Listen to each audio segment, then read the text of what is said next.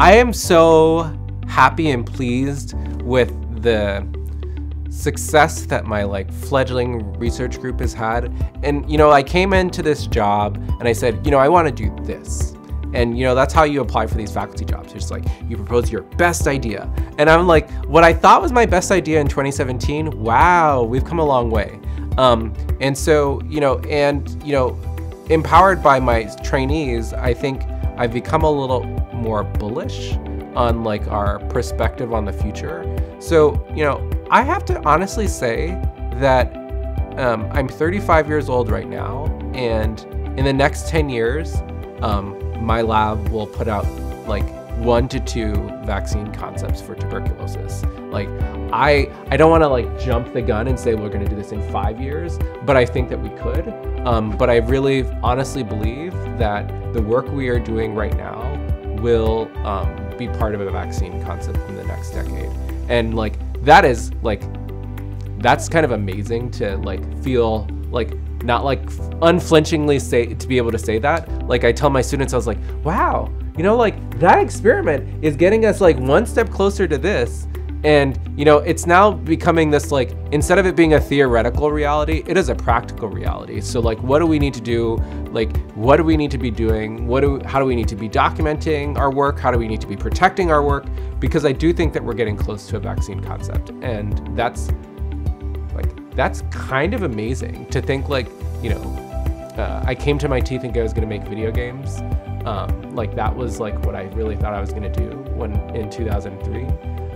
And to be 18 years later, really thinking like, you know,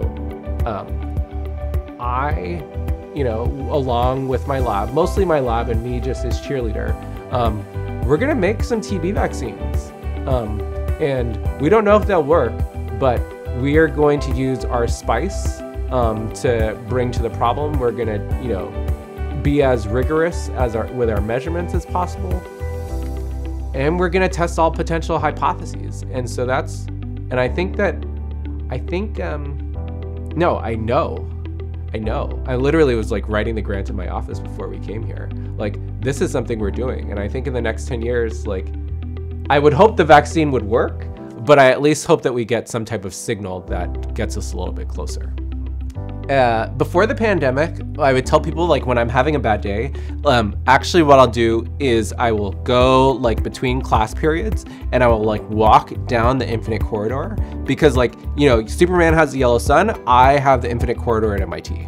In part because like, it's kind of this like information superhighway. You see all these people with all of this energy, right? There's just like all of this like really positive intellectual energy that is emanating from this like stretch of 1/8 of a mile where everybody is just thinking about what they are gonna do to like change their day, change the world, like, you know, change something. And to me, that's kind of restorative and it's energizing. And, you know, you just like, I love to hear people like randomly talking numbers in the hallway. And to me, that just like, that's like where I find joy, right? That is like how I feel empowered. And, you know, the other thing is that Brian, like know my own personal limitations. And that's actually something that MIT also taught me, is like what my own limitations are, right? Like I came in thinking I was like the man. And like, then, you know, like, then you realize, oh, wow, cool. Like there is so much more that I need to learn. So I think the other thing about MIT being incredibly empowering is it's also incredibly humbling, because you really quickly learn like what you know and what you don't know. But you also, there's like this entrepreneurial ethos that allows you to help figure out like, how am I gonna find the person who's gonna teach me what I need to know? And you know, like that is like that's kind of the like junior faculty startup mentality, is like, you know, you're just like, I gotta make this work. And you know, I think MIT just kind of imbued me with that energy of both like finding energy, finding others, finding humility, and in that kind of chaos, finding success.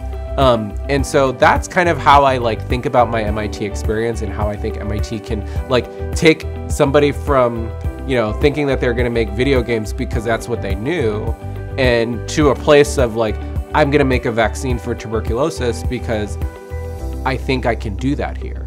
And so I think that's really the power.